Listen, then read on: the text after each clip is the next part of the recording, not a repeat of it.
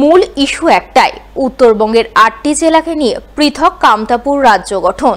আর ইস্যুকে সামনে রেখে আসন্ন লোকসভা নির্বাচনে উত্তরবঙ্গের ৮টি আসনের মধ্যে ৭টি আসনের প্রার্থী দিচ্ছে কামতাপুর পিপলস পার্টি। প্রার্থী দিচ্ছে উত্তর মালদা লোকসভা আসনেও। বুধবার এমনটাই জানালেন কামতাপুর পিপলস পার্টির কেন্দ্রীয় কমিটির সাধারণ সম্পাদক তথা ওই দলের উত্তর মালদা লোকসভা আসনের প্রার্থী সুভাষ বর্মন। আমাদের তো অতীতে অনেক দল অনেক প্রতিশ্রুতি দিয়েছিল, কোনো দলে আমাদের প্রতিশ্রুতি পালন করিনি। আমরা গত ১৯ লোকসভা ইলেকশনে প্রার্থী দিয়েছিলাম এবং উত্তর মালদা কেন্দ্রে আমি নিজেই প্রার্থী ছিলাম। এবারও আমি নিজেই দাঁড়াচ্ছি উত্তর মালদা থেকে এবং সারা উত্তরবঙ্গের ৮টা যে লোকসভার সিট তার মধ্যে আমরা 7টাতে অলরেডি প্রার্থী দিচ্ছি এবং কিছুটা দেওয়া হয়েছে, শুধু বাকি থাকছে দক্ষিণ মালদা। দক্ষিণ মালদা দিবেন কি প্রার্থী? না, এবার দক্ষিণ মালদাটা প্রার্থী দিচ্ছি না। আমাদের মূল এজেন্ডা হচ্ছে কামতাপুর নামে একটা আলাদা রাজ্য। ভোটের মুখে মালদায় রাষ্ট্রীয় হিন্দু শক্তি সংগঠনের কার্যালয় উদ্বোধন। সংগঠনের উত্তর মালদা জেলা কার্যালয়ের উদ্বোধন হয়ে গেল বুধবার।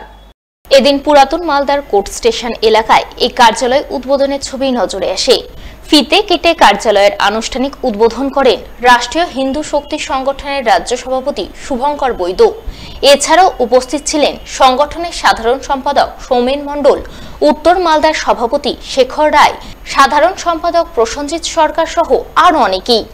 কার্যালয় উদ্বোধনের পর রাষ্ট্রীয় হিন্দু শক্তি সংগঠনের উত্তর মালদার সভাপতি শেখর রায় সাংবাদিক সম্মেলন করে জানান, তারা শরণার্থীদের পাশে রয়েছে, তারা যাতে পূর্ণ নাগরিকত্ব পান সেই চেষ্টা চালিয়ে যাবেন।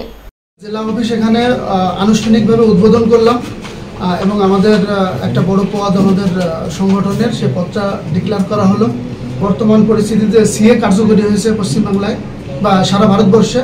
তো এখানে যারা শরণার্থী আছে তাদের পাশে আমরা সার্বিক সহযোগিতার হাত বাড়িয়েছি এবং তাদের পূর্ণ নাগরিকতার জন্যে আমাদের সংগঠনের তরফ থেকে যা যা পদক্ষেপ প্রয়োজন আমরা সম্পূর্ণ পদক্ষেপ নেব।